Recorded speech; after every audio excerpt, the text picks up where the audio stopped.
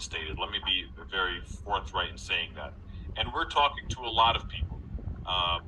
Unless anything comes from the desk, from the office of Prince Khalid bin Abdulaziz, anything comes directly, a release that comes out from Skill Challenge Promotions or Skill Challenge Entertainment, then everything is just,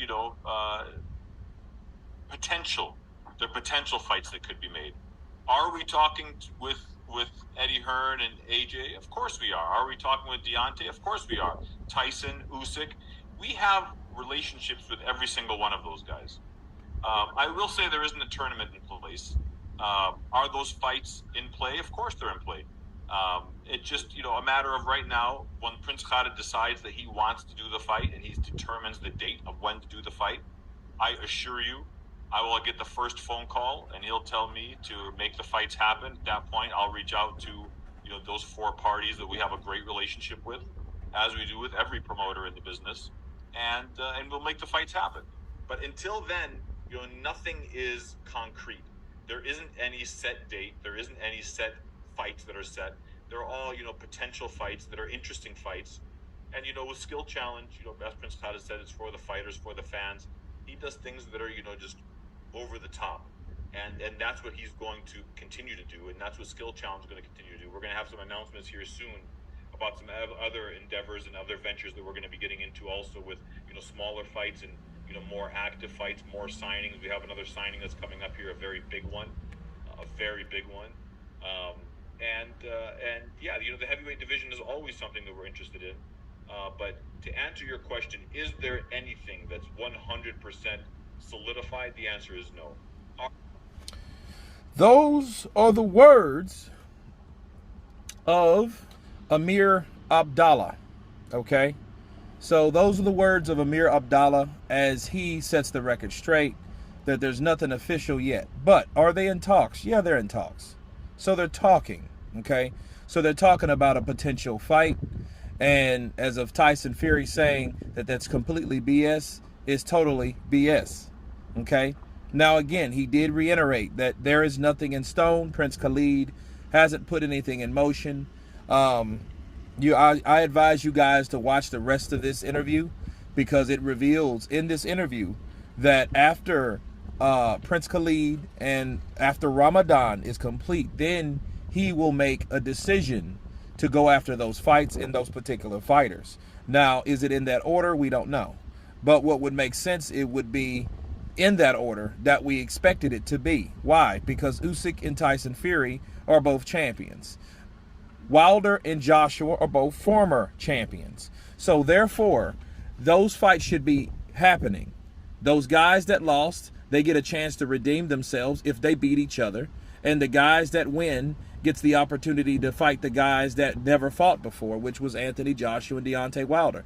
That's the only way that you can look at it. To bring anyone else in this equation, to bring some mandatories like Hrgovic or Zhilei Zhang or who else is there right now? Daniel Dubois even. Like, that would be okay, but I think it would be totally unnecessary. Because at that point, you're like, okay, we're looking at a huge tournament that'll take a long time, and you don't know what could happen in between that time. You could have people getting injured or somebody could lose, and God forbids we end up seeing the same fight that we've already saw. God forbids we end up seeing a Joshua Usyk 3 or a Wilder Fury 4. So that's exactly why it should go in a particular formation, of freshness and fresh fights, unseen fights, unseen matchups. And I think that's why and where it's supposed to be. Now, Tyson Fury is probably just shooting it down because I think Tyson wants to be the first person that calls out, that reveals this information. That's why he's trying to shut it down like it doesn't exist, then turn around 3 or 4 months later and then says, oh, Prince Khalid, we're doing a tournament in Saudi Arabia, baby, for 100 million. Get up. Right? So I think that's probably the reason for Tyson Fury doing it. That's a possibility.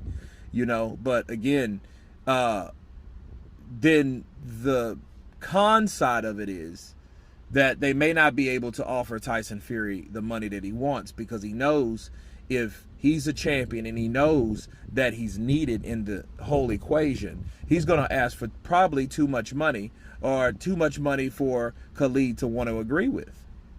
You know, so we may be looking at that. But what I don't understand is, why would you ask for more money than you did when offered to you before Anthony Joshua was beat? Because the only thing that would make sense is, and the biggest fight would probably make sense, would be you fight Anthony Joshua for a shitload of money, but that ship is sailed if you're asking for more money that you were offered for before, back in 2021, before obviously, you know, he quote unquote had to take or accept a fight with Deontay Wilder the third time. I just honestly think that was a way for him to get out of the fight with Anthony Joshua in the first place. I think he knew he was going to fight Wilder, and that was the plan all along. And I don't think I don't think anybody makes Tyson Fury do anything. We've learned that from the Klitschko fight. He's supposed to fight Klitschko in the rematch. He did not. He got his ass out of it. He just didn't do it because he didn't want to. He partied. He did whatever he wanted to do. So I don't think anything changed from 2015 to 2021 and to up to 2023.